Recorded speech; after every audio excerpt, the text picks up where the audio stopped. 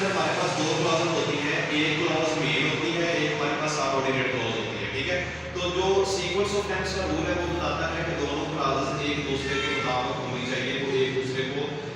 In accordance with each other होनी चाहिए। इसमें रूल नंबर 1 देखिए, रूल नंबर 1 हमारे पास ये है कि अगर हमारी मेन क्लॉज किसी भी जुमले की जो मेन क्लॉज है वो प्रेजेंट टेंस में हो तो उसके साथ सबऑर्डिनेट क्लॉज में कोई भी ज़माना आ सकता है, यानी कि he tells me that he works, that he worked, that he will work, तीनों ज़माने इसके साथ एडजस्ट हो सकते हैं अगर हमारी मेन क्लॉज प्रेजेंट टेंस में दी हुई है। रूल नंबर 2 क्या है कि अगर हमारी जो मेन क्लॉज है वो फ्यूचर टेंस में दी हुई है, फ्यूचर में विल के साथ दी हुई है, तो उसके साथ भी आपके साथ आगे तीनों ज़माने सबऑर्डिनेट क्लॉज में आ सकते हैं।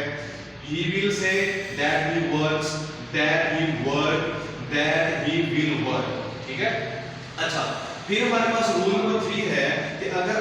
जो मेन क्लॉज है, जो मेन क्लॉज है वो हमारी पास्ट टेंस में दी हुई है तो उसके साथ आपकी सिर्फ पास्ट ही वर्ब आ सकता है, पास्ट में ही सबऑर्डिनेट क्लॉज आपकी आ सकती है, वो किसी और ज़माने में नहीं आ सकती। सिर्फ वर्ब की सेकंड फॉर्म के साथ आप उसको सबऑर्डिनेट क्लॉज में लेते हैं या पास्ट मॉडल जो है जैसा वुड है,